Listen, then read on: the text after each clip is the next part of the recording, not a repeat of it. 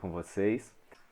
Na Idade Moderna, Maquiavel ele propõe uma reflexão que distingue moral privada, moral individual, de moral pública. O que ele propõe então? Segundo Maquiavel, o ser humano é mau. O ser humano, segundo Maquiavel, não existe essa utopia de um ser humano criado conforme a semelhança de Deus, todo bonzinho, angelical. Para ele não.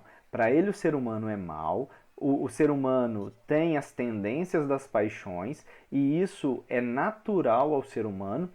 E para haver equilíbrio, para haver ordem pública, é preciso que os homens sejam governados a partir dessas tendências das paixões humanas.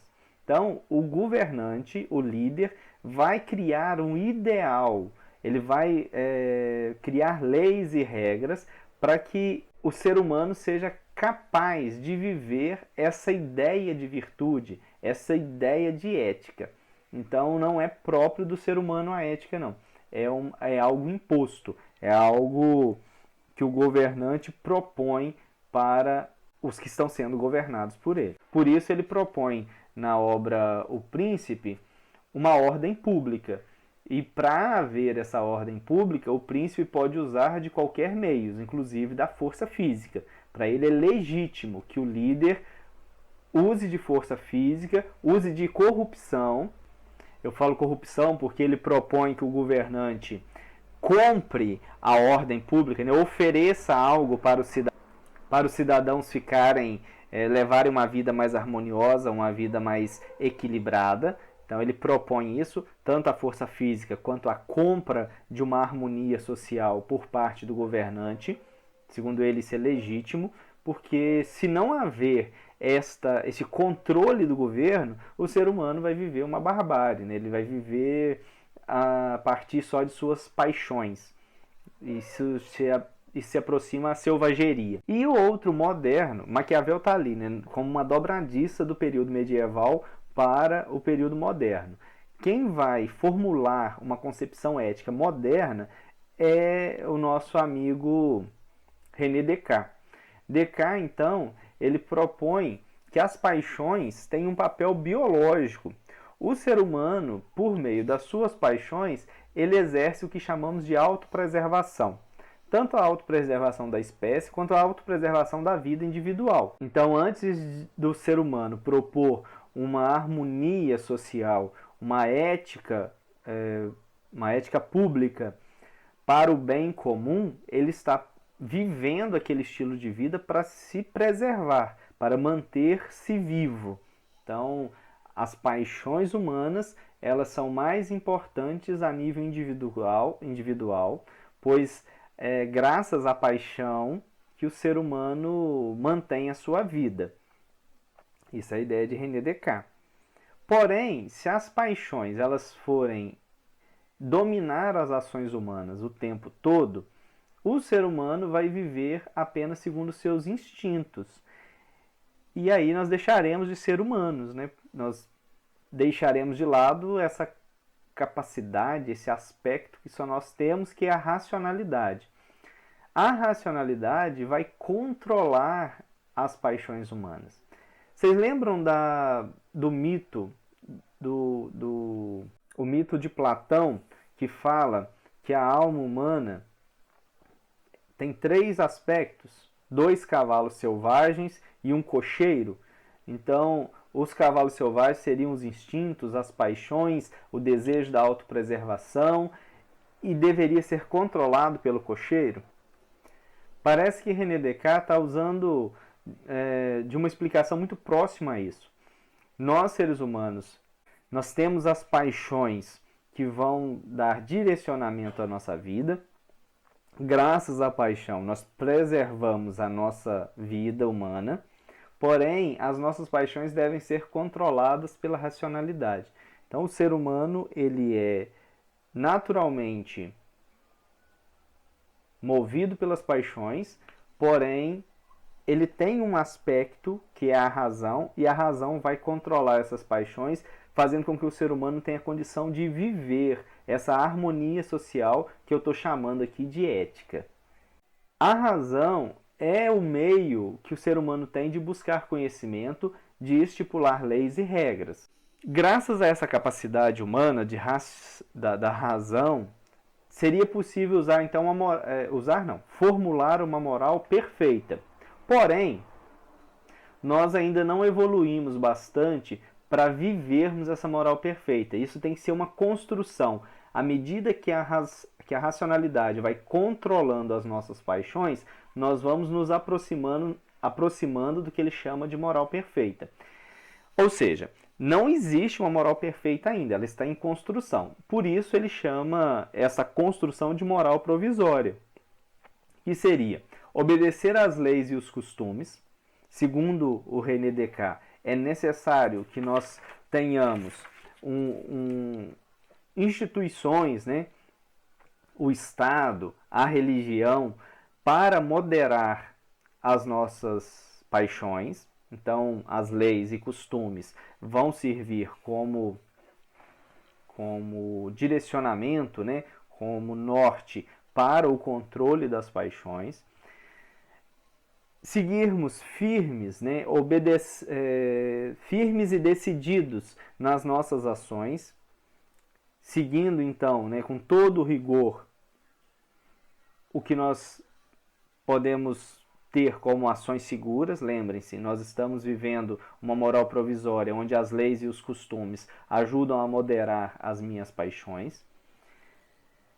Se eu estou moderando as minhas paixões, eu sou convidado a autocontrolar-me, vencer a mim mesmo, e devo cultivar a razão para poder chegar na moral perfeita. Sem cultivar a razão, sem obedecer às leis e os costumes, sem ser firmemente decidido nas ações de autocontrolar-se, nós nunca chegaremos à moral perfeita. Ficaremos eternamente nessa moral provisória. Segundo ele, virtude e dever são critérios de moralidade.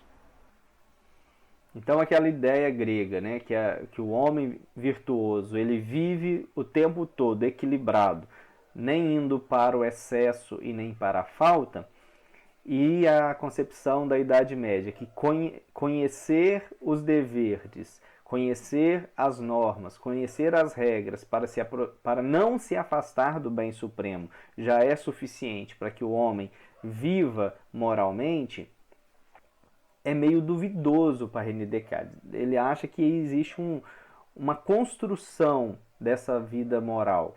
Então, a virtude e o dever seriam critérios de moralidade e não seriam a moralidade em si. As paixões sempre serão algo a ser controlados pela razão humana. Spinoza pega essa teoria de René Descartes e formula toda uma concepção ética numa linguagem matemática. Então ele cria uma teoria sobre a natureza humana. Segundo ele, as paixões são impulsos naturais, não temos como fugir deles. E ele explica o seguinte: as nossas paixões, elas têm dois aspectos, um aspecto alegre e um aspecto triste. Todas as vezes que as nossas paixões alegres, elas dominam o nosso agir, todas as vezes que as nossas paixões alegres dominam o nosso agir, nós aumentamos o nosso cônatos, né? Essa capacidade de ser, de preservar-se e de agir. E todas as vezes que as nossas paixões tristes dominam o nosso agir, nós diminuímos essa capacidade de agir, de preservar-se e de ser. Para ele, bem e mal são equivalentes, a força e a fraqueza. Então, tanto quando estamos vivendo o mal, né, existe uma fraqueza na nossa capacidade de ser, e quando nós estamos vivendo bem, existe uma força, existe um aumento da nossa capacidade de ser. Isso acontece pela nossa liberdade, pelas nossas escolhas e pela autonomia da nossa razão. Então, fraqueza para ele é vício e virtude é força. Tudo relacionado à paixão e à razão. Se eu estou vivendo o vício, eu estou me submetendo às paixões. Se eu estou vivendo a virtude, eu estou me submetendo à minha razão. Rousseau fala o seguinte: esse negócio de sentimento e razão está por fora.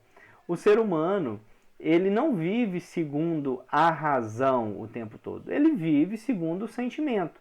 Para ele, o sentimento vem da compreensão de si mesmo e da natureza. Então, o sentimento é que faz com que o homem escolha, né, que o homem haja. E outro detalhe de Rousseau. Segundo Rousseau, antes de haver sociedade, existia no ser humano amor próprio e compaixão. Então existia o desejo de autopreservar-se e existia o cuidado com o semelhante. A vida humana é naturalmente moral, segundo Rousseau. Porém, quando o ser humano começa a viver em sociedade, e na sociedade ele corrompe tudo que é natural nele, inclusive a moralidade. E aí tem a sua máxima, né? O homem nasce bom, mas a sociedade o corrompe. David Hume, ele aceita as teorias de Rousseau. Segundo ele, as paixões são fundamentos da ação humana.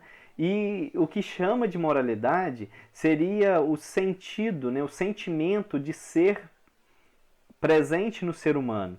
Ele poderia ser benevolente, ser compassivo ou simpático ao seu semelhante.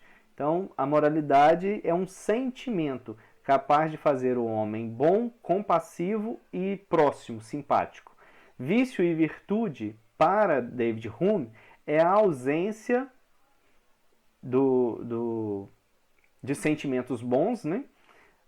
Ou excesso de culpa, de desaprovação.